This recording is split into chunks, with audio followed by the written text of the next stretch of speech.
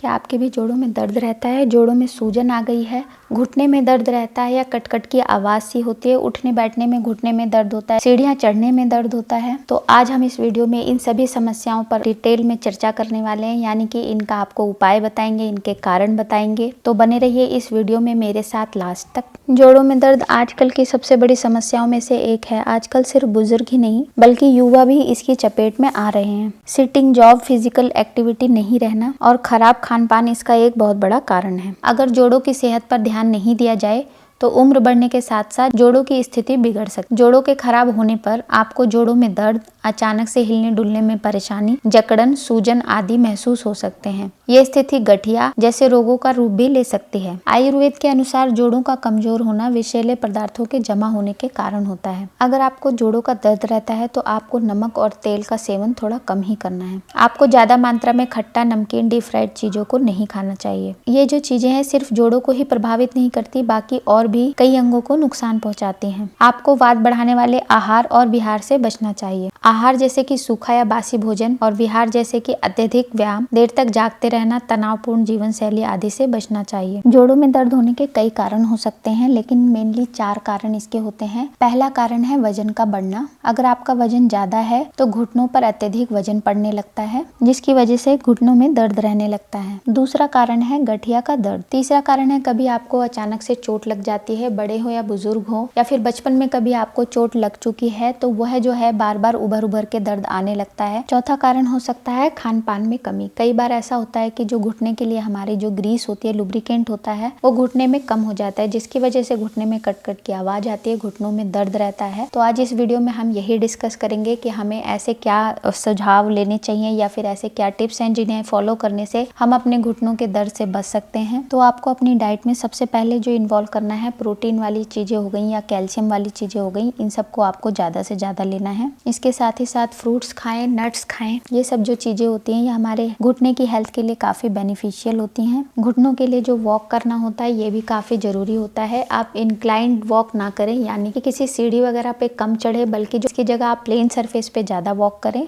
ज्यादा वॉकिंग करने से आपके जो घुटने की हेल्थ होगी धीरे धीरे इम्प्रूव होगी और जो ज्वाइंट में पेन होता है उसमें काफी आपको सहायता मिलेगी, यानी आपका दर्द कम होने लगेगा। स्टार्टिंग में आप थोड़ा थोड़ा करें, यानी 10-15 मिनट करें और धीरे धीरे इसको लगभग 1 घंटे आप डेली करने लगें।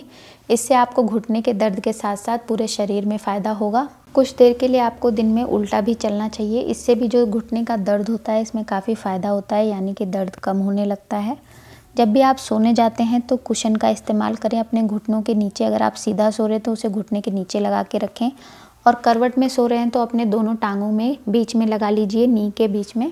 तो ऐसा करने से आपको घुटनों के दर्द में काफ़ी ज़्यादा आराम मिलेगा। तो दूसरा यहाँ पे रेमेडी है हल्दी वाला दूध। तो हल्दी जो होती है दर्द खींचने का काम करती है, इसलिए जब भी आप शाम को सोने जाएं तो दूध तो आप पीते ही होंगे, उसमें आप हल्दी को मिला लीजिए। ज़्यादातर जिनका वेट ज़्यादा होता है तो उनको ये समस्या ज़्यादा आती है, इसलिए जब भी आप दूध पिएं तो उसमें से मलाई आप हटा दीजिए। 1 गिलास आप दूध ले लें, तो 1 गिलास दूध में लगभग 1/3 चम्मच आपको हल्दी पाउडर मिक्स करके गर्म कर लेना है।